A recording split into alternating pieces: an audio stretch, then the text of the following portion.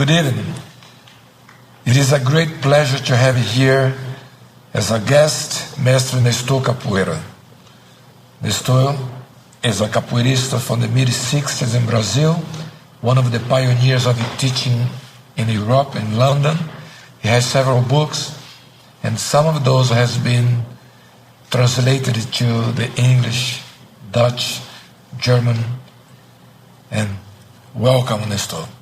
It's a great pleasure to be here again after a couple of months, to be in your academy with you, Mestre Ran, Mestre Saairah, and meet these nice young ladies and young gentlemen which belong to your group.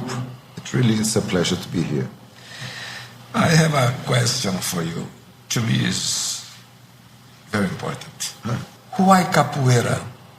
Why Nestor Capoeira? Well, there are two versions of this story. I'm going to tell you the true one. You know that in around 78 there was a movie about capoeira called Cordão de Ouro, Gold Necklace, né? And the guys called me to play the main actor there. And they said, you have to have a artistic name.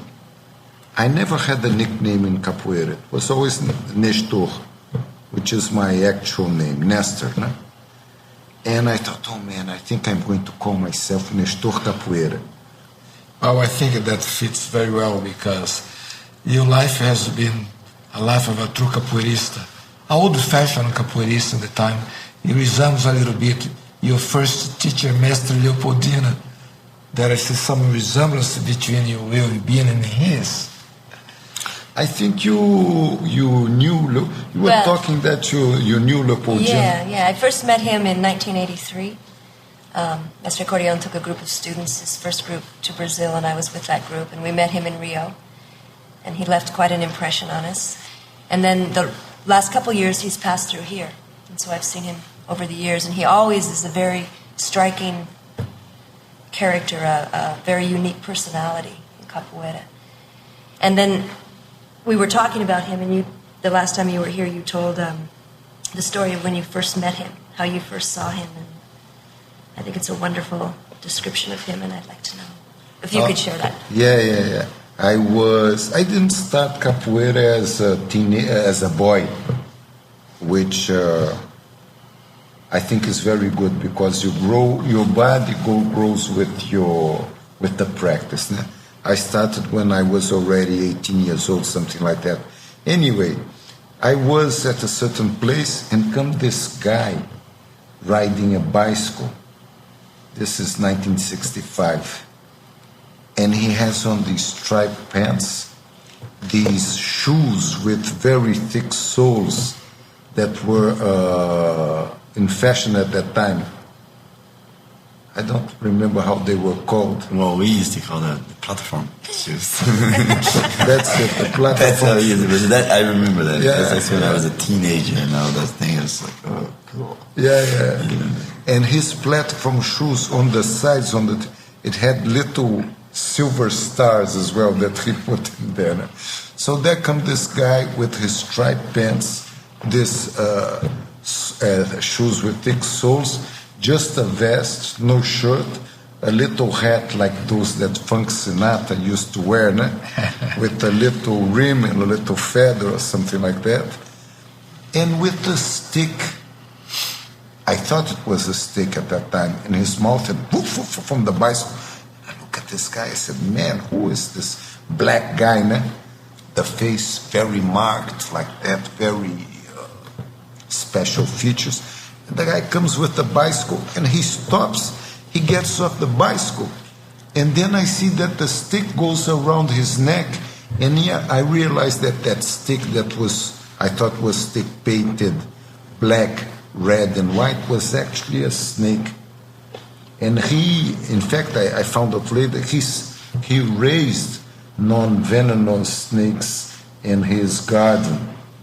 And that was one of his favorites. He traveled around with it in his mouth so it wouldn't fall up because he was going so fast. And when he got off, the snake relaxed and curled around his neck. And that was my first meeting of him. I found out that he was a capoeira teacher. Capoeira in 65, there were 4 or 5 places where you could practice capoeira in Rio, in the outskirts of Rio. I didn't know that they existed. I thought capoeira was something that happened in the 1920s, 1930, and was just a myth. The capoeira, the malandro, and I was surprised that guy was giving capoeira class. I went there, and he was so friendly, and I inscribed myself. I thought it would be a hobby in my life, and with time I got involved, and I got to this situation where I am now, which was marvelous for me. As you say that Mestre Leopoldina taught you capoeira, taught you movements, but we know we have had Mestre Leopoldina here. He has given some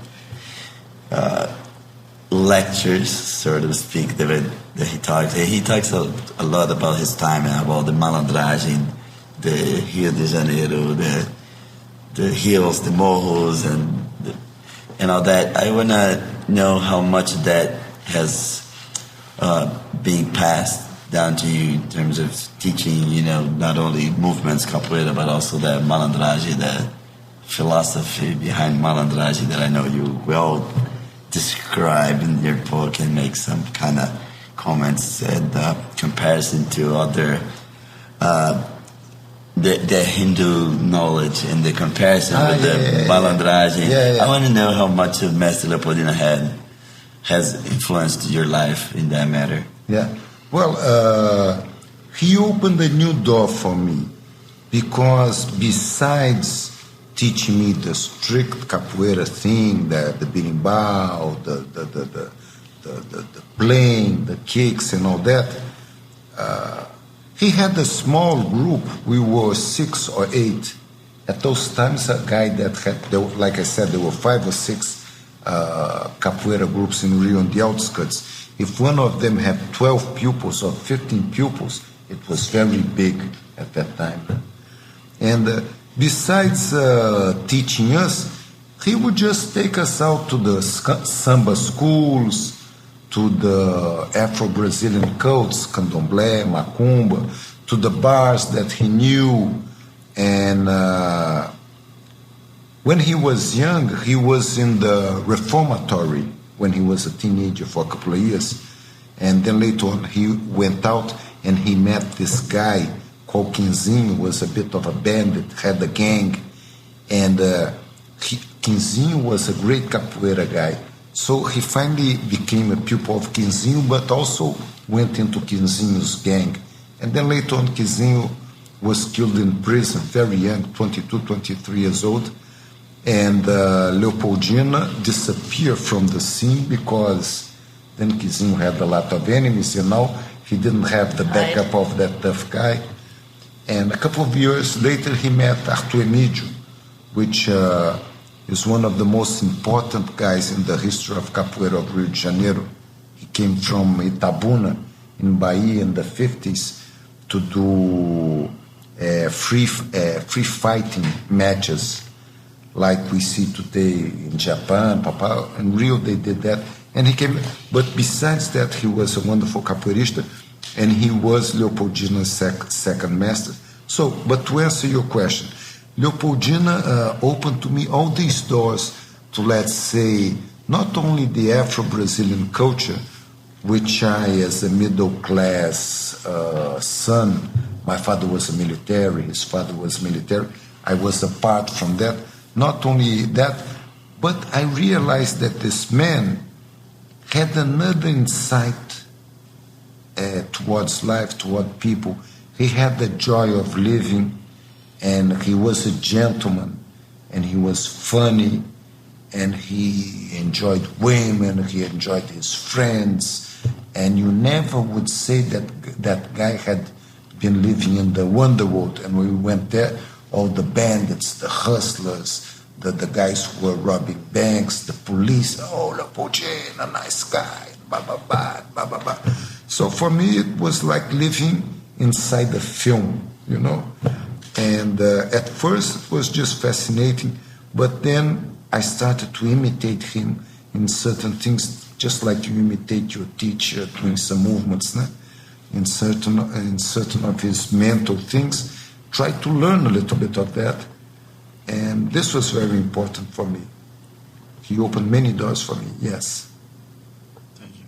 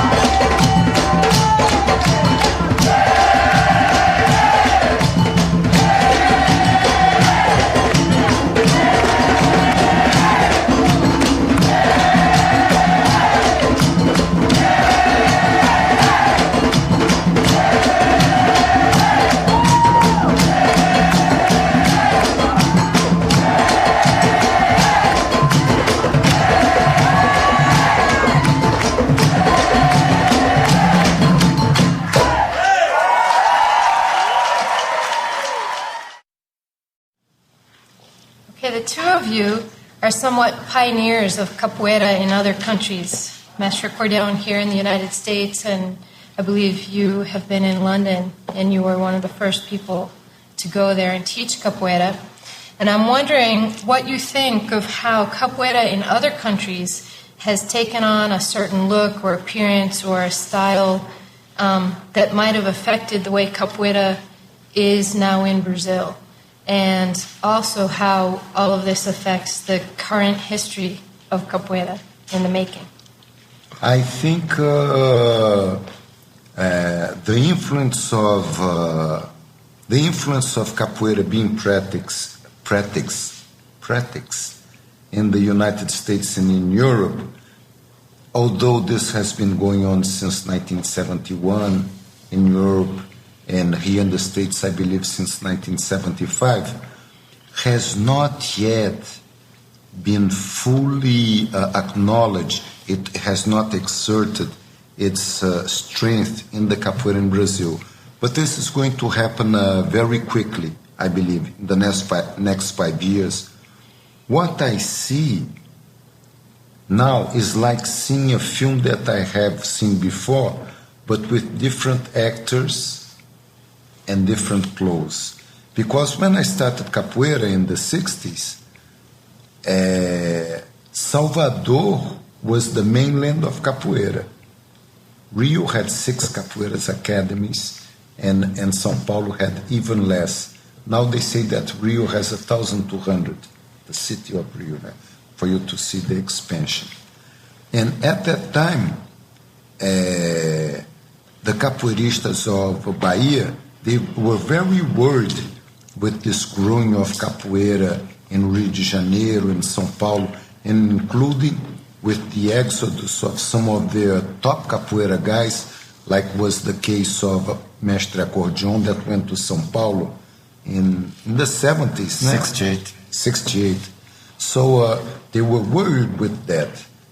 And what is happening now is that the same way that from Salvador it expanded to Rio, São Paulo, and to the rest of Brazil, up to a point that now we may say that the centers of capoeira are really Bahia, Rio, São Paulo, with other states with a lot of strong influence.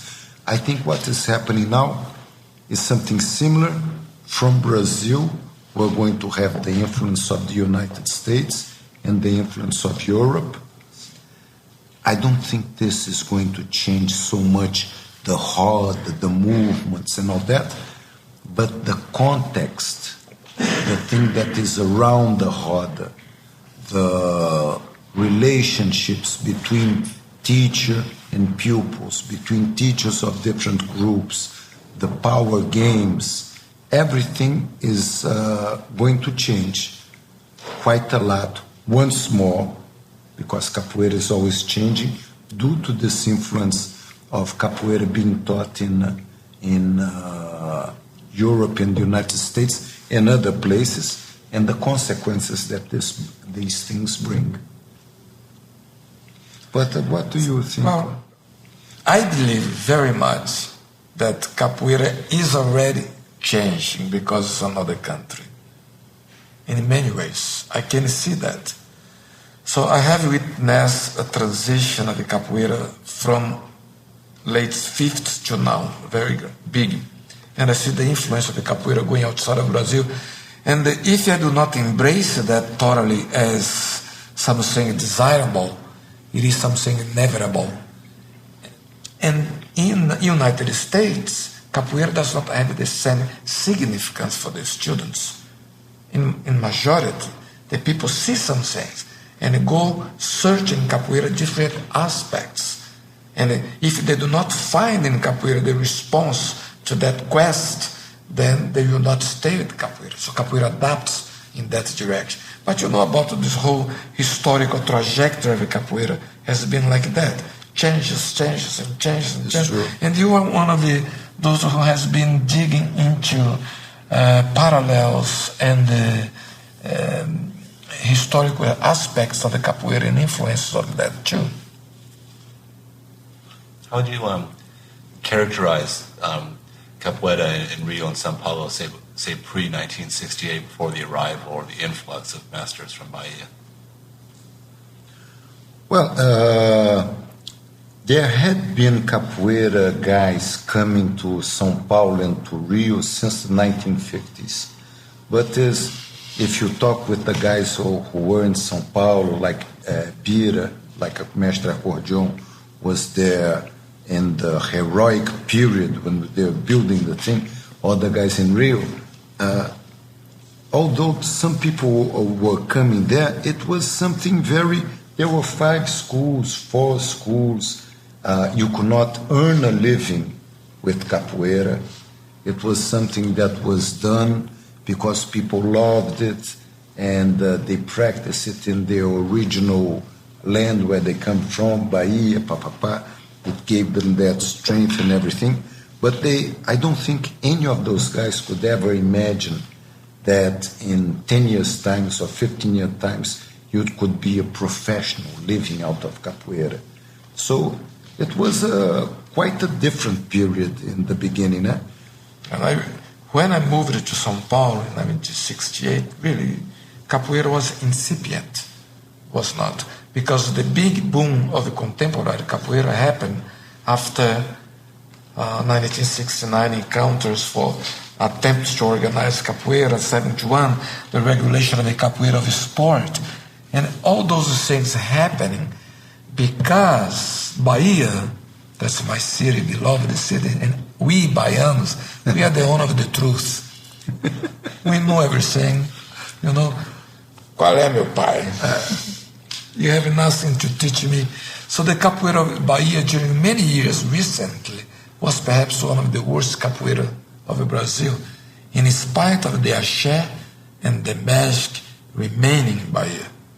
However, when we moved to São Paulo, even in Rio de Janeiro in 63, 64, when the capoeira of Rio begins to pick it up a little bit more, because the people in those states are not so much into the traditions, into the culture in which capoeira thrives, was easy for them to train more capoeira, a little bit freer from preconceived ideas and a whole bunch of rules or standards of capoeira that limited the growth in other areas. I believe that. That was the big boom of capoeira happening more recently.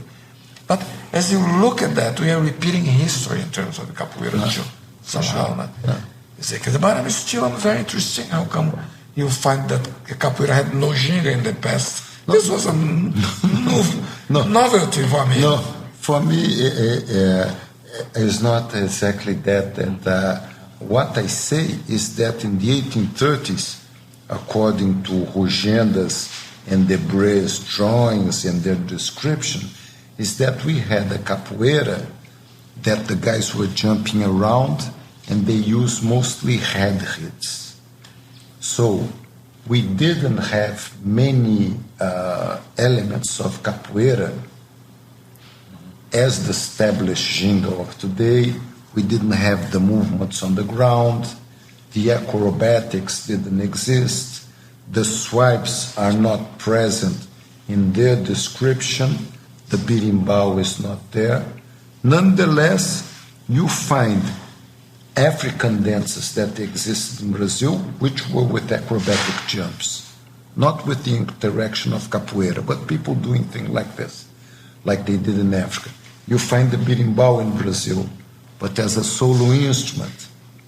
People tell their memories, their tales of the country. In Cuba, it's used in ceremonies where they talk with their ancestors. But in Brazil, it's not linked to capoeira. You have fighting techniques who use the feet, which is not in Rogenda's description of capoeira. All of this separated. So what I say is that these things came together in Brazil after 1834, probably according to the evidence that we have now. But a lot of research is being done, material is coming up, and maybe this theory would not be valid in 3 years, 5 years, 10 years. Yeah, the history of the capoeira is unquestionably very convoluted and hidden, and is a subject of many speculations. And everybody takes a take in that. What I agree entirely with Nestor, that you can trace it back from 1800 up to now, is very obvious. Whatever you had before is just deductions and different ideas.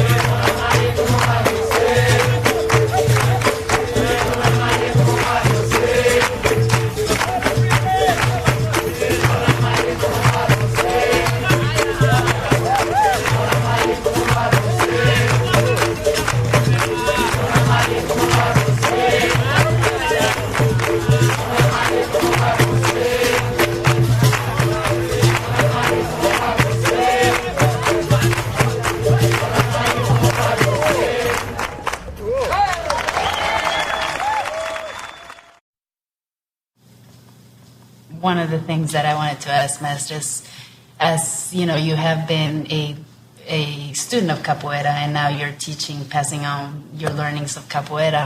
What are some of the things, that as technology also advances and things of such, what are some things that are missing now that are key and essential to maintain that, even now as capoeira is being taught outside of Brazil, what are those things, and what is your opinion of what we should do to keep those, so that capoeira continues to be, that art form that originated in Brazil that you learned? There is a guy very famous in Portuguese language, a poet called Fernando Pessoa, and he has something that says, tudo vale a pena se a alma não é pequena. I mean, everything is worthwhile if the soul is not small. I think for me, this is a key thing, I think I don't think I am capable of saying what is missing, what is not missing. Papa, I find this a wonderful moment in capoeira. Wonderful. Everything is worthwhile if the soul is not small. So I think the thing that we should try to exercise, besides training, of course, which is basic, is to enlarge our soul, or whatever you want to call it, the fantasy, the imagination, the relationship with things of life which are not so obvious, whatever. That's wonderful. It's more than capoeira itself. It's almost like some guidance for life if you want to live in the full extent of your possibilities and really enjoy what you do. In the practical sense, there is the need for the teacher to lay down some key elements that these are the guides for the North American or the European students to conduct themselves, knowing that this guidance, this guideline, these elements are not the creation of the teachers, but something that does belong to the art form. For example, you should talk about some traditional way of doing capoeira. You talk about the rhythms of the capoeira in the berimbau, the malandragem, the negaço, the philosophy that capoeira have, and try to point out to the student what are the changes in capoeira that are within the capoeira approach, and what are the changes that you get out of the capoeira track. I told this recently to my students, and I know that I'm unique in that, like an old-fashioned guy. Master Biba said, too much flexibility is not good for capoeira. That's true, you lose your power.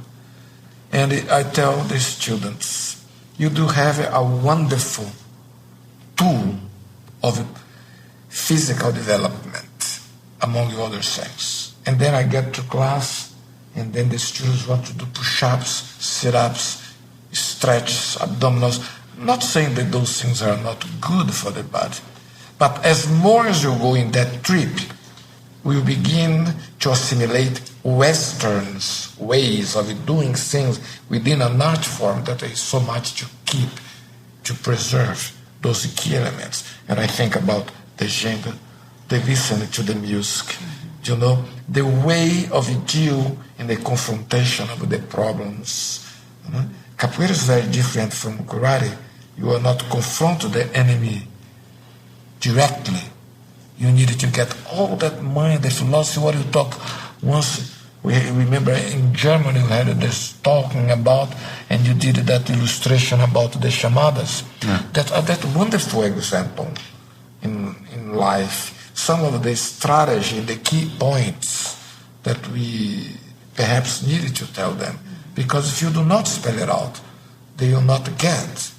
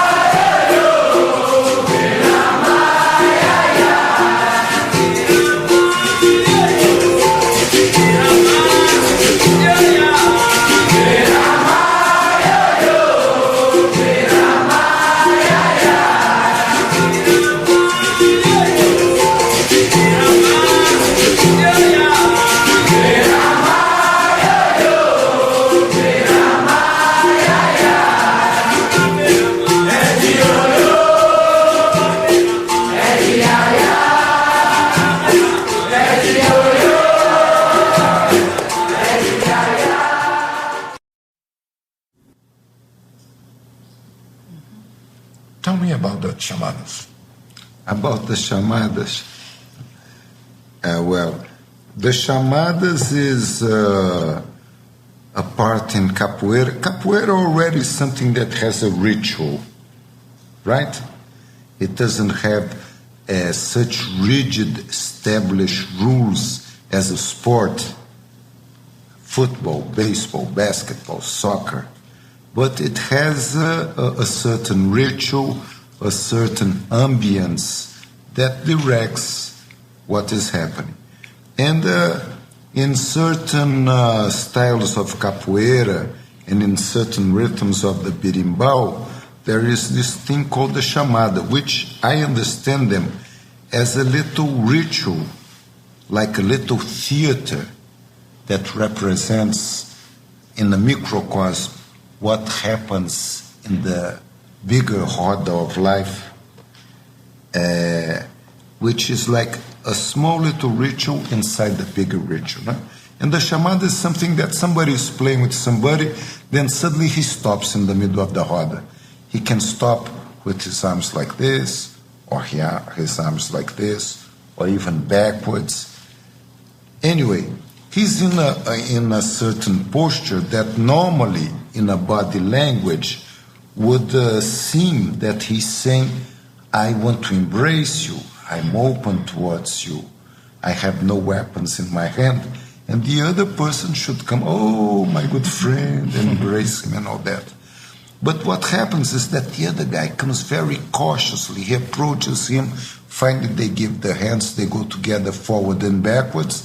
And then the guy who did the chamada means to call somebody.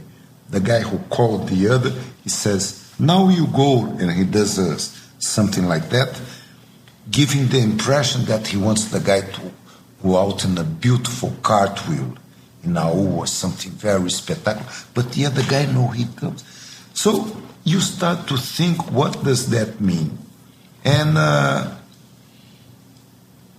one of the readings that we can do of that theatralization, I don't know if you have this word in English, of that little game that they play inside the game is that, for example, the approaching, the beginning of something is very, very, very important.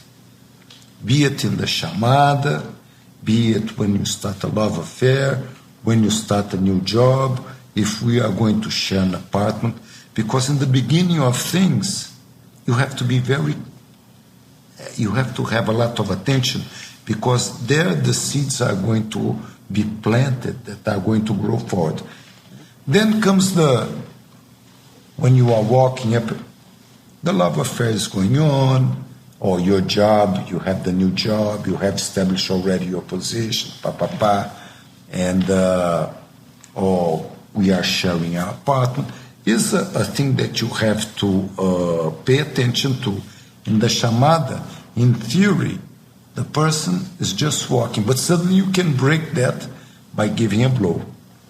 But it's not so delicate as the beginning. And in the end, when the guy says, oh, go, you have to be very careful too, because if you open yourself too much, the other guy can come with a head hit while you're doing a beautiful cartwheel, a beautiful AU, and throw you out of the roda. Né? But you can read that in a certain way that gives you an insight to this malícia, to this malandragem thing that you were talking about before.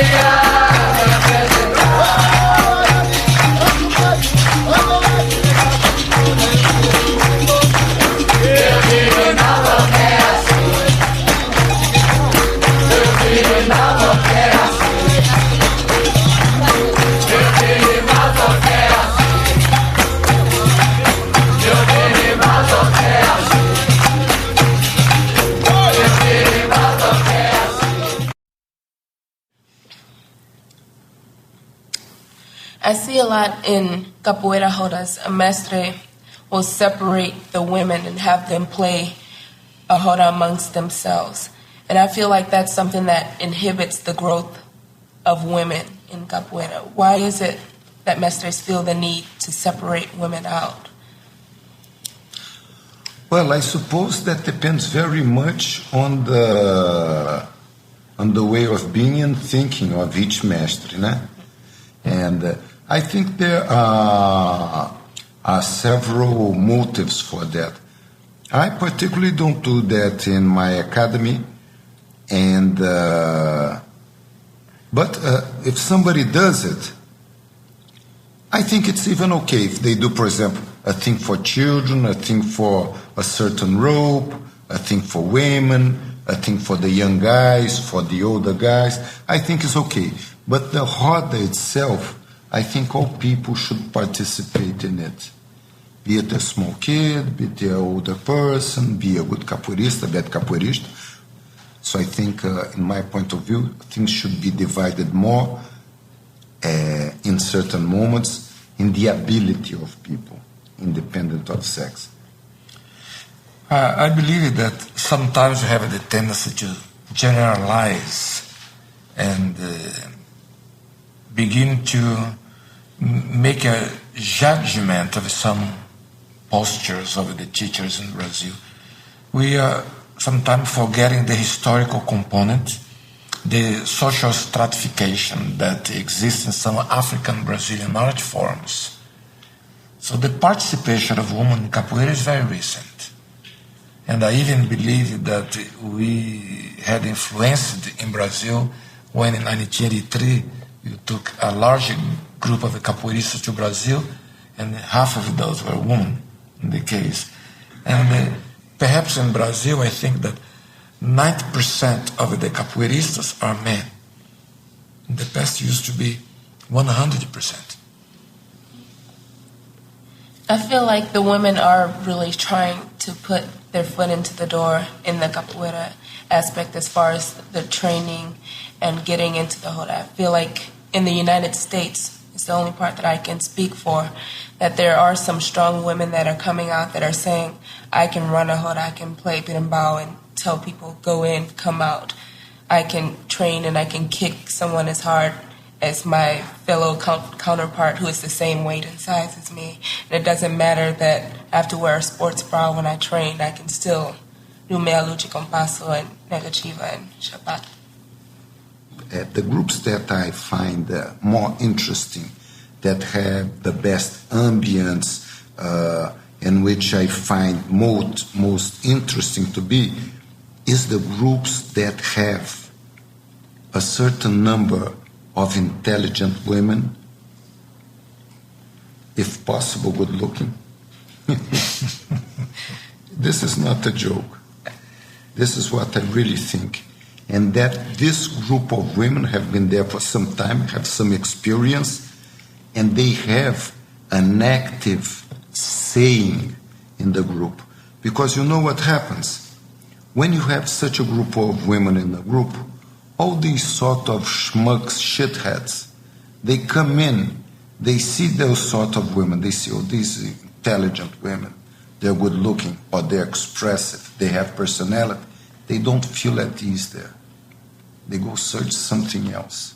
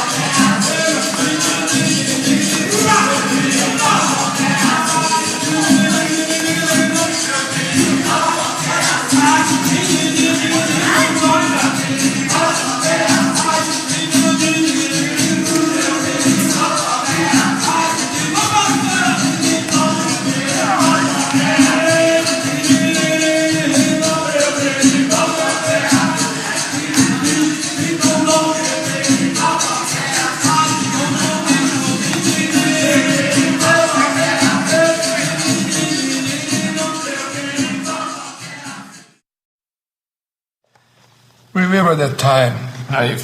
One of the first time I went to Rio de Janeiro to see the senzala in its beginning. This after the Vencamara. I remember going to the Laranjeiras on the top of the Rafael's house, in which you guys were training right at the time. And one of the things that struck me, and I almost predicted the success of the group, because there was a very high level of commitment in the people doing capoeira. And I think that for the development of the capoeirista, this commitment is essential. When we are outside of Brazil, you have a large number of questions and doubts about how can I begin, how can I become a good capoeirista, what should we do about capoeirista, how can we become a good capoeirista? Sure. Yeah, well, that kind of relates to what I want to know about. A lot of times in capoeira, and I guess this relates to all athletic sports, maybe even life, but a lot of times in capoeira, we get to what I like to call plateaus, where like we're training, we're learning more, we feel like we're making progress, and then it seems like the game, just hits a flat point, and you're not progressing. And it's like, oh, I'm doing the same movements over again, and I'm not getting better. And how do you feel about getting past that and working through that? What kind of things do you suggest to get past that? Well, I don't know if this happens with every sort of learning. Maybe it is like that.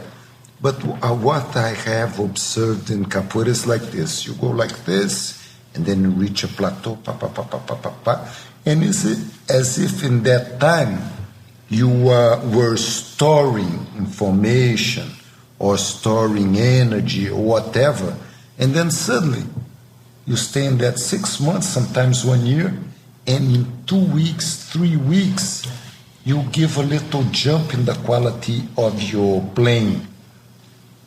And then you think this is going to continue, but doesn't.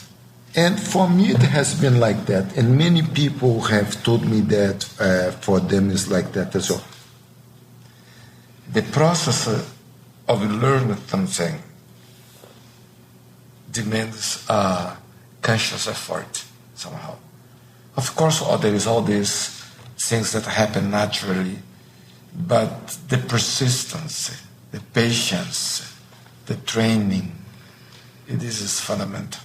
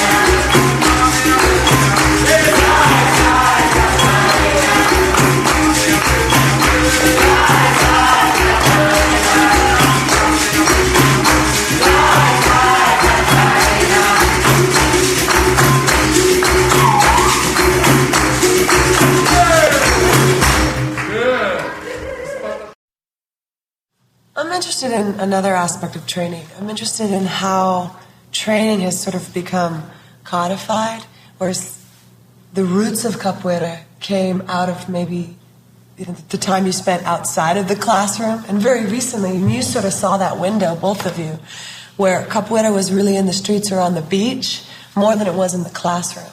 And now there's, I think, a lot more classroom time, people actually training. I'm really curious what you see has come to capoeira through that training and what's been lost, or if anything. Yeah. No, I think it's very pertinent to your question.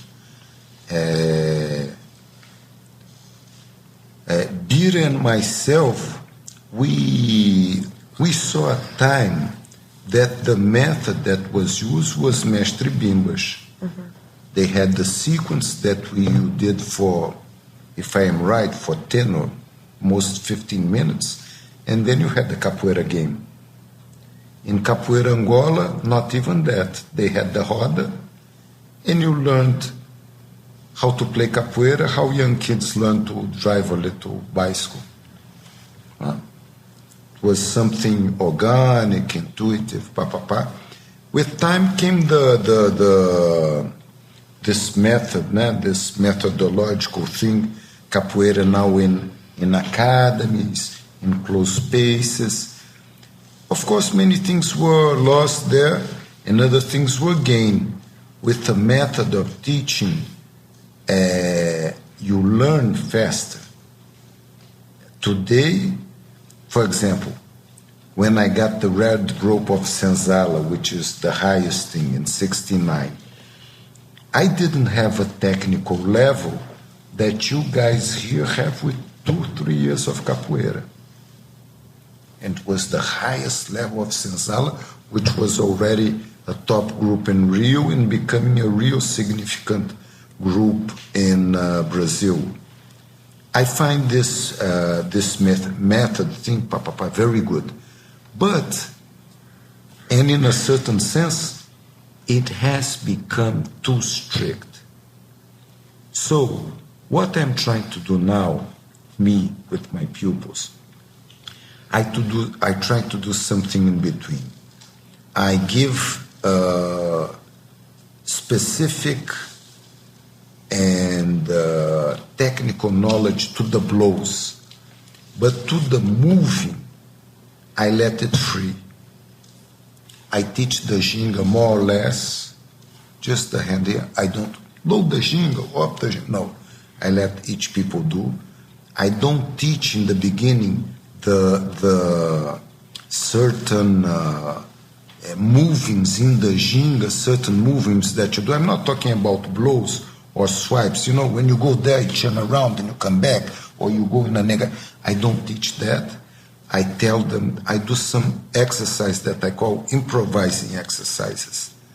And they have to move one around the other without thinking of capoeira and just trying to have a relationship of distance and communication. And only later on, after 6 months or even 1 year, when they are already more comfortably moving, I start to give them the cliches, esquiva, change to negativa, do the rolê or whatever. I don't say that this is better than the way that other people are teaching, but for me, is what I'm trying to do, is my particular approach. So I see myself. I came from Leopoldina, which he had a very free way of teaching, I went into Senzala in 1968 and stayed there maybe 24 years till 1992. And there was this small methodical method. And finally in 92 I went out and I tried to teach in a slightly different way, like any person, Pira, and tries at a certain moment that you achieve a certain point where you look at your game, you look at yourself, you start or think that you are understanding things with your own head, you start to do your own thing. So that's my approach to teaching now.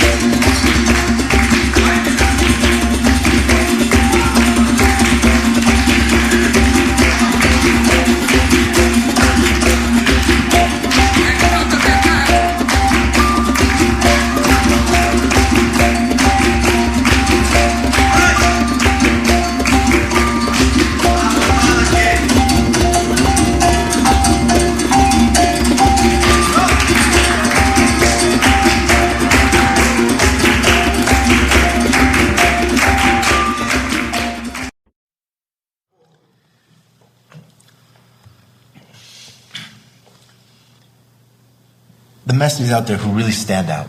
You know, you have, mestres like Mestre Suassuna, who's a character in himself. You know, his game is wonderful. He's created, Miujinho and his persona. Mestre Leopoldina, who also had this great persona, and you would see them in the rodas.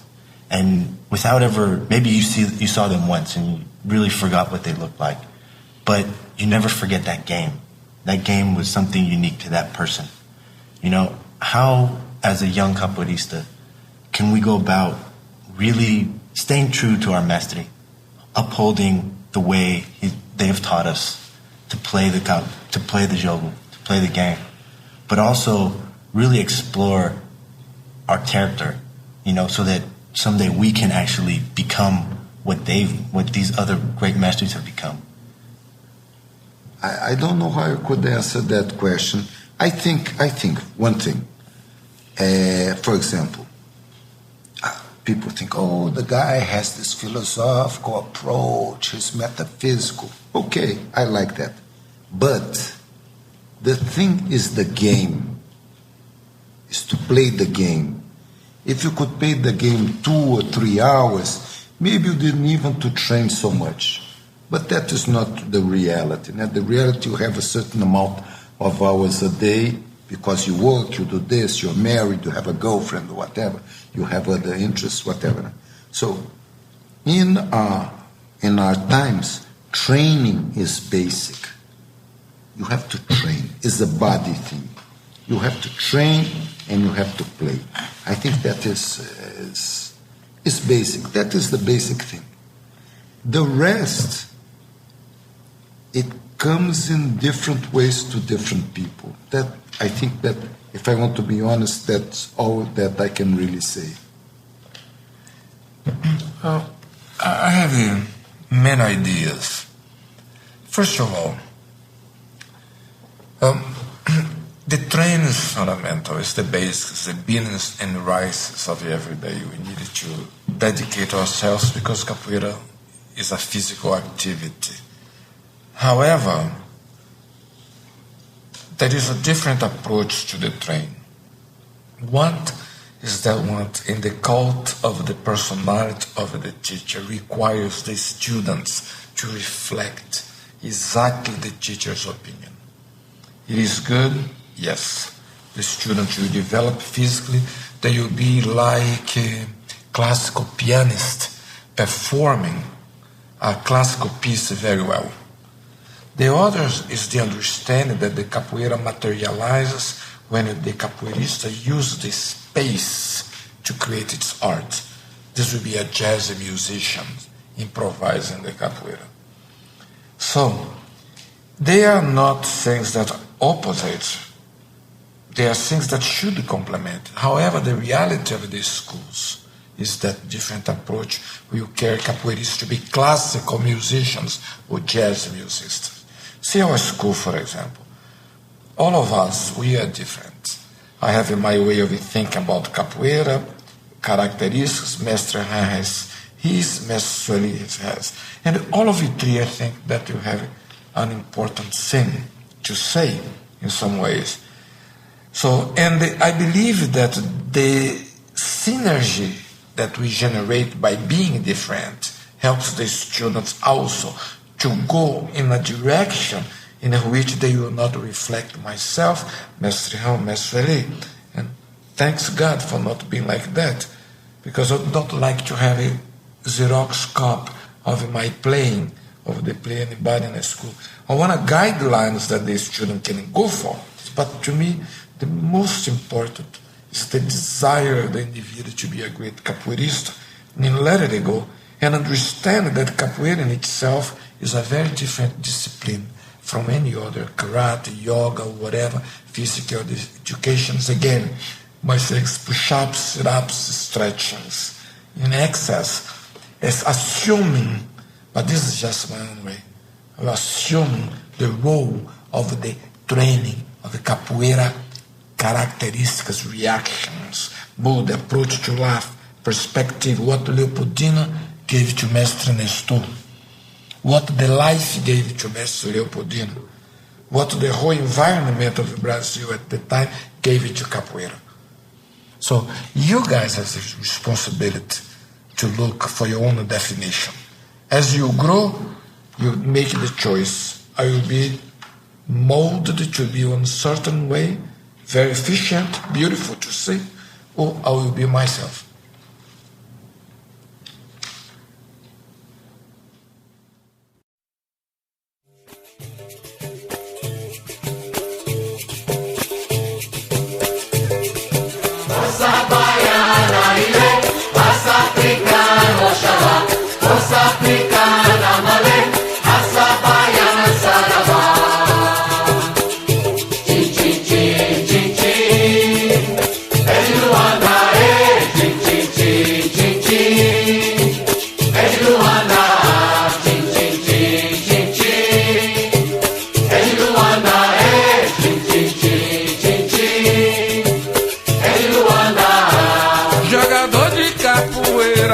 Na verdade, educador, ensinou a muita gente, de carroceira a doutor.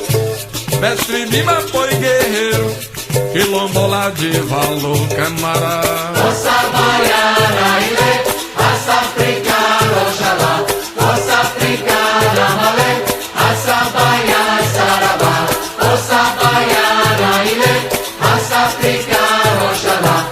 Nossa africana, malê, raça baiana, sarabá.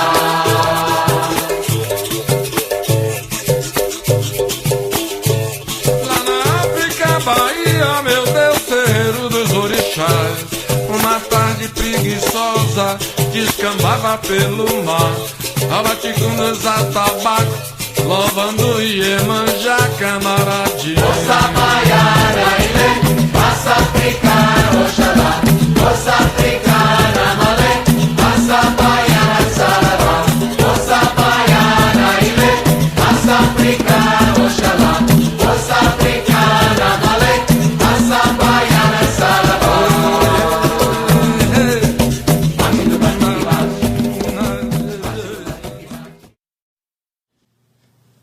It has been a great time to have you here, Nestor. Thank you very much for your participation, and I hope to see you soon here. Thank you, Bira.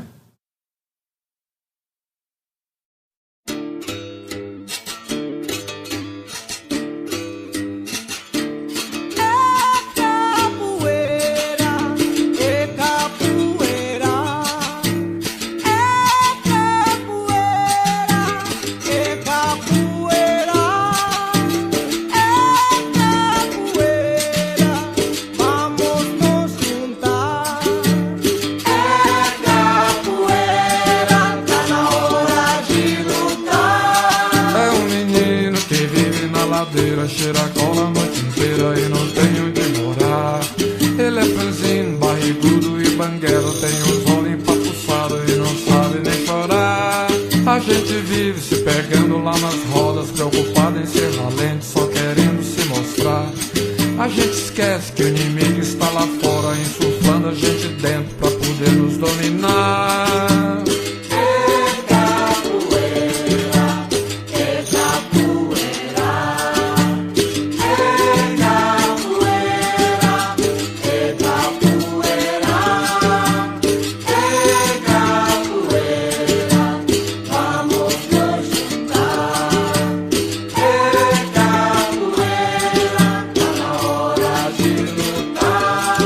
Esse negócio de qualquer geração está gerando confusão, sem nada a ajudar. Eu que não fico nessa fica de confete, muita bola pro confete, querendo nos controlar.